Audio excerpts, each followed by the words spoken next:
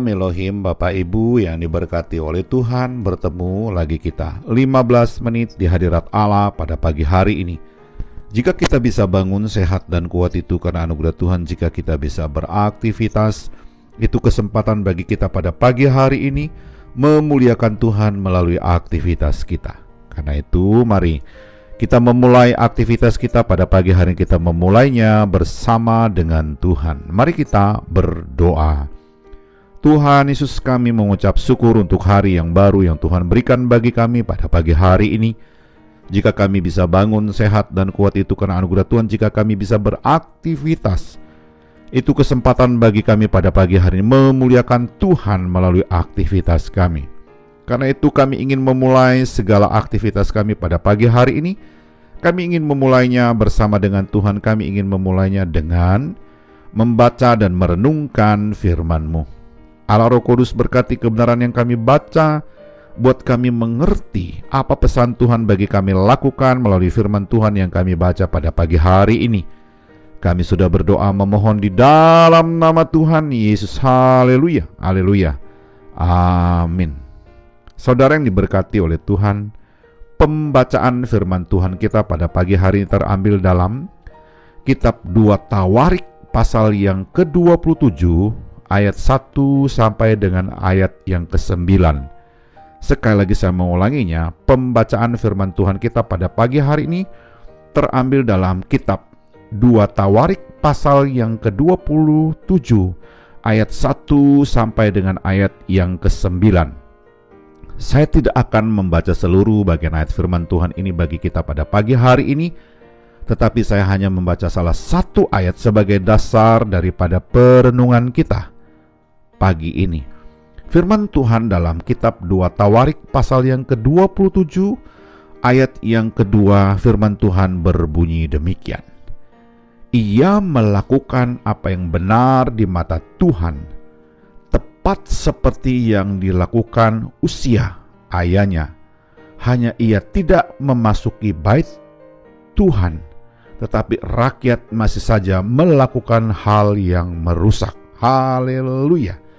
Sekali lagi saya mengulanginya, pembacaan firman Tuhan kita pada pagi hari terambil dalam kitab 2 Tawarik pasal 27 ayat yang kedua. Firman Tuhan berbunyi demikian. Ia melakukan apa yang benar di mata Tuhan, tepat seperti yang dilakukan Uzia ayahnya. Hanya ia tidak memasuki bait Tuhan, tetapi rakyat masih saja melakukan hal yang merusak. Haleluya. Saudara yang diberkati oleh Tuhan, judul renungan kita pada pagi hari ini adalah menjadi kuat. Sekali lagi saya mengulanginya, judul renungan kita pada pagi hari ini adalah menjadi kuat. Saudara yang diberkati oleh Tuhan, dunia di mana kita hidup sangat memerlukan orang-orang yang bukan hanya pandai dan berpengalaman, tetapi juga harus kuat. Mengapa? Karena hanya orang yang kuat yang akan mampu mempertahankan imannya. Haleluya. Saudara yang diberkati oleh Tuhan, di akhir zaman ini sebagian orang Kristen yang cinta Tuhan tetapi tidak kuat dalam mempertahankan imannya. Karena itu sekalipun engkau berkata cinta Tuhan hari ini, namun engkau harus kuat dalam iman. Firman Tuhan berkata, ditanam di pelataran Allah kita, kita akan berakar kemudian bertumbuh dan berbuah lebat bagi kemuliaan namanya. Haleluya. Saudara yang diberkati oleh Tuhan, hanya orang yang kuat tidak akan berkhianat dalam hidupnya. Ingat, dunia di mana kita hidup telah menjadikan dunia ini penuh dengan pengkhianatan, bahkan sudah menjadi warna keseharian dan bahasa normal dalam kehidupan masyarakat. Saudara yang diberkati oleh Tuhan, anak-anak Tuhan harus hidup setia. Hanya orang yang kuat yang akan banyak bersyukur. Buat orang-orang yang kuat mengeluh dan bersungut-sungut tidak nampak dalam kesehariannya. Baginya, tantangan hidup adalah proses pendidikan kedewasaan yang akan membawa hidup berkenan kepada Tuhan setiap hari. Haleluya.